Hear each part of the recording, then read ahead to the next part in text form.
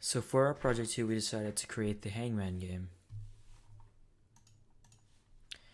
And for the user, all we're really requiring as far as the registration and login goes is just the username and password.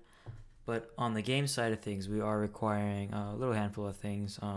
Before you create the game, you need to provide the difficulty selection, which is any one of our four modes. We have easy all the way up to extreme, and then you can choose the number of hints that you want. If you want to challenge yourself, you can go with the 0 hints. But if you want to, if you think you're going to need a little bit of help, we provide all the way up to 3 hints per game. And also, there's 2 different types of game modes that we have. We have the single word, which is just, you're just guessing the letters for one word. But then we have the phrases one, where you're kind of guessing multiple, letters for multiple words or a phrase. And then once you create the game, then you obviously have to, have an input for which letter to guess, because that's kind of really how you play Hangman. And there's also a button to use one of your hints if you ever need it. And then for our outputs, we do have the display of a word, and although it's not technically really displaying a word, it's there. It's the underscores instead of the letters, but if you ever guess the letter, then you just replace the underscores with the letter. And then for the hints, obviously, if you use a hint, you want it to display. And then also just the visuals as well, just because that's how classic Hangman is played. And then for our design, we kind of have a very simple, compact, very user-friendly interface. At the top, as you can see, we have just the title, and then also the information of the game. We have the word, and you can kind of see how the underscores are separated. You can count how many letters there are. And then right under that is just a collection of all the letters you've used so far, so you can kind of keep track of what you guessed already. And then under that is just how many guesses that you have, or how many wrong guesses that you have, because say you lose track or can't really tell by the picture, that just kind of shows you how many you have left. And then in the middle we have the guess a letter, which is where you're just gonna guess the letters, or basically just how you're gonna play the game. So you just type into the box whatever you want to guess. And it only takes letters, and it only takes one character as well. That's one of the checks that we added to make sure that there are no bugs. And then right next to that, you can choose if you want a hint or not. And then right below that as well, it shows how many hints you have remaining. So here we have 0. And then at the very bottom, if you want to just create a brand new different game or try a new mode or whatever, it's right at the bottom. It makes it really easy for you to just kind of hop around between modes, or just change things on the fly if you want. And then we just have the batch profile, and then also just who you're logged in as on the bottom as well.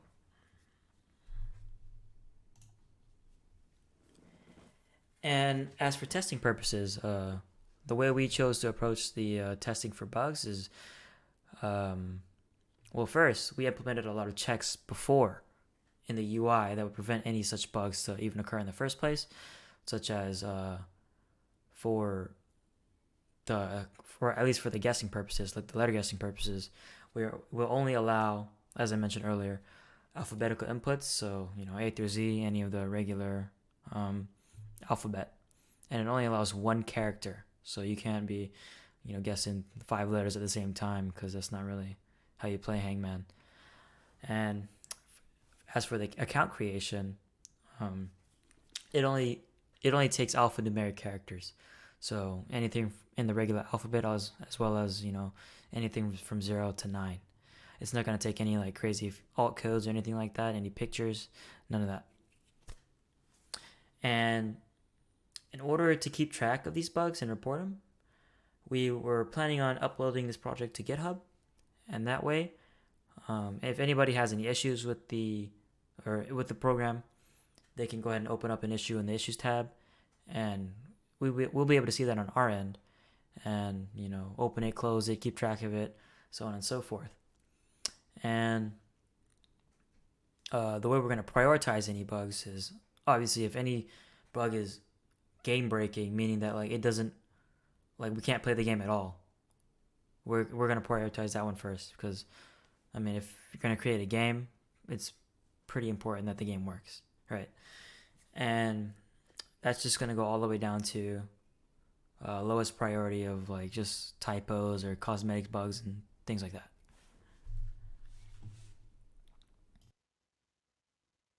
All right, so on this slide, I'm going to be talking about the task division that we had set up between Michael and myself. As you can see, Michael was in charge of the leaderboard, the login and registration, the cookies and sessions, the Hangman display, and then I was in charge of form processing and game logic. So some of the features that Michael developed for this was the functions to display the user information in the leaderboard and sort it by wins. In regards to the login and registration, it's all password protected to access a particular profile. The cookies and sessions actually allow for us to keep records of the wins and losses of the games, and then he also sourced the images for displaying the Hangman itself. I created the config PHP, which basically sets the game parameters, including difficulty, and then I included the logic for determining which words would be displayed, um, implemented the hints logic, and delivering randomized hints, and then also created the template for the display of the actual word, which I'll get into it a little bit later, as well as including constraints for the inputs to the actual guesses. Lastly, I also created the UML diagram, which I'll go over at the end of this presentation. Okay, so talking about the difficulty and the game mode. So basically, there's two different modes that we have set up for this particular game. We have a single word mode as well as a phrase mode.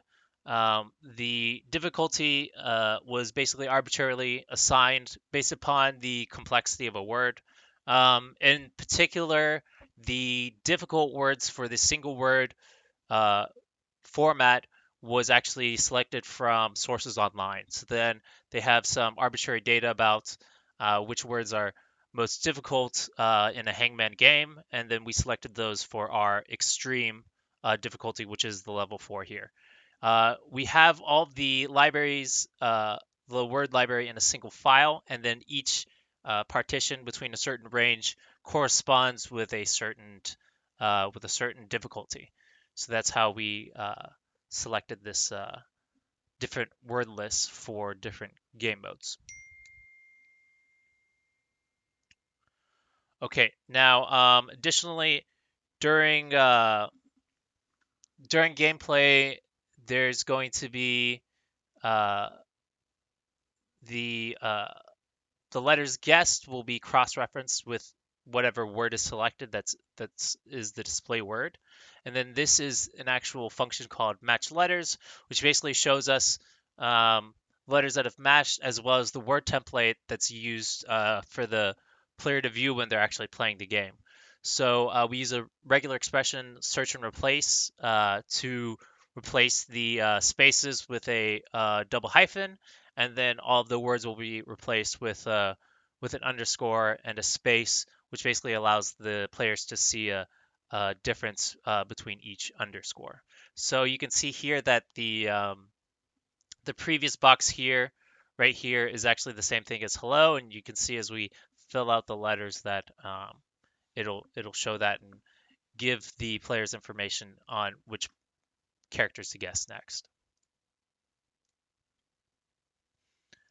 Okay, so talking about the print page, this print page function is basically what we use to display all of the information for every single one of the games. So each round, we're going to have the word template printed out, which is obviously necessary for the players to guess the games, as well as the number of hints they have left, and also the letters that they've already currently guessed in this situation. Um, the Based upon the current status of the game of how many wrong guesses they have, the Hangman image will be updated to show a particular status. In addition to that, the print page includes a number of hidden form values that are passed along, and all of these values last for the duration of the round. So, for example, The wrong would be the number of wrong guesses that they have. So num left, as you can see at the very top, is going to be how many guesses they have left. And then once they get 6 wrong guesses, then the game ends. Or if they guess the words correctly, then the game will end as well. Once that's completed, then it's going to load into a different scenario, which shows the a winning page or a losing page based upon what occurred in the game. So talking about the Scrum framework, so this is basically a project planning sort of methodology. So Scrum is basically a framework that gives general ideas of how a project should be completed, and it's really common in software development as a particular type of a project management tool. So some of the key factors that we took away from this were the task assignment, modular software design, testing and update, deliverables, and the sprint. Now, just to talk about all this together in general, the task assignment was important because then we decided which tasks that each of us would do so we wouldn't be doing duplicate work on a particular task. Um, this tied into our deliverables, which were basically covered in our sprint sessions. And that was also part of our testing and update. Now, one of the biggest things that we wanted to include here was a modular software design for all the things that we coded, so that way that they could be inserted with minimal change to existing code, and it's simply a block that we can add either at the top or the end here. So that's something that we really focused on in this particular project. All right, so this is the UML diagram for the Hangman UI. Walking through from the beginning, we're going to have the login page where you either register as a user or you log in as an existing user. From here, you can pull up the profile page as well as the leaderboard page. The profile will have your user information as well as your record, and the leaderboard is going to show the record for all users as well as their name information. Now this then allows you the login page will also allow you to access the config parameters of the game, which basically dictate how difficult the game is going to be and what mode it's actually going to be in. So you see here we have the difficulty, the game mode, which is a string, and then the number of hints, which is an integer as well. Okay, so this feeds into a new game where we select the library that we uh, of the words that we're going to use, and then the start game function, which basically chooses a random word based upon the difficulty and game mode that you selected. Okay, so the actual gameplay, I've talked about a couple of these functions already, the match letters and the print page, so I won't go over those in detail. But the player guess basically has the new character which the player is guessing, and it's going to add this to the letters guessed array, which is a tally of the previous guesses, and then all of that will basically feed back into um, the print page here. So here you can see that also the match letters function is actually going to be used in both the player guess and the player hint functions. And then that feeds back into, and then this then flows to the print page function that you can see here. Additionally, you'll see that the player hint function actually feeds back into itself and just updates how many hints are left, and will also update the hints cache based upon the letters that have been guessed. Now, once the player continues and almost finishes the game, then there's a either win or lose condition they have that'll print information for a losing game or a winning game, and then this will feed back into the session data. There's two functions here: add loss and add win. That will execute and then update the session data for the user that's logged in. And then this information is then fed back into the leaderboard and the profile for that particular user. And then that brings us full circle for how one game will be completed, and if they wanted to, then they can continue on with another game through all these functions. And that concludes our presentation. Thank you very much. All right, so for the demo of our program, this is the registration page. You don't really need much here. We just have the username and password. And one thing to take notice of is that our username field only takes alphanumeric characters. So we can just throw in any random alt code here, this block, register, and it won't pass the check because, I mean, it's not alphanumeric. And we just did that using regular expressions. And so let's just do a demo account. So just demo1, hit register, and it'll bring you to your profile page. And here it shows welcome, your username, wins, losses, total games, win rate. And this is all just calculated based on these two integers up here.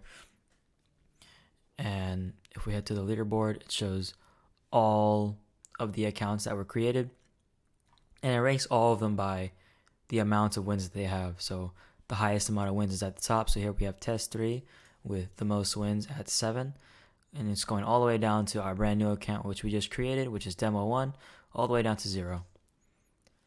All right, now let's go back to the profile here and then hit create game. And here we have it's much similar to what I mentioned earlier. So we have the difficulty, and so it's easy all the way up to extreme. Let's just do easy for now. And then we also have 2 different modes, which is single word and phrase.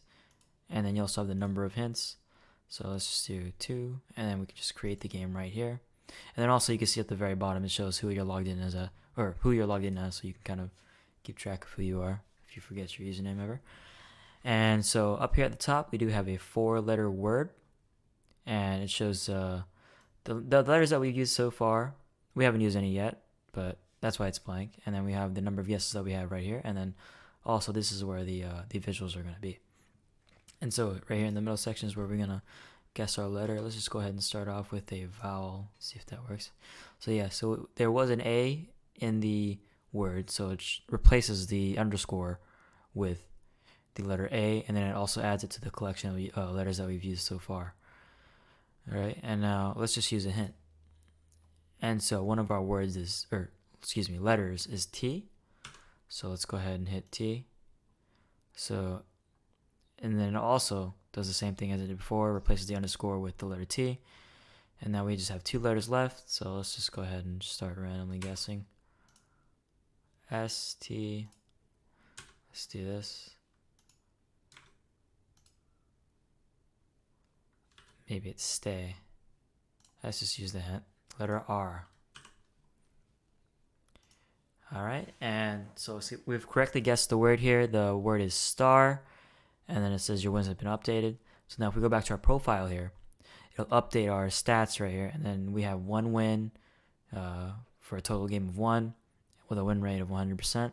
Now if we go back to the leaderboard, it'll also update our demo 1 account with 1 win and 0 losses. Now let's go back, create a game. Let's just make it really hard, make it a phrase, no hints at all.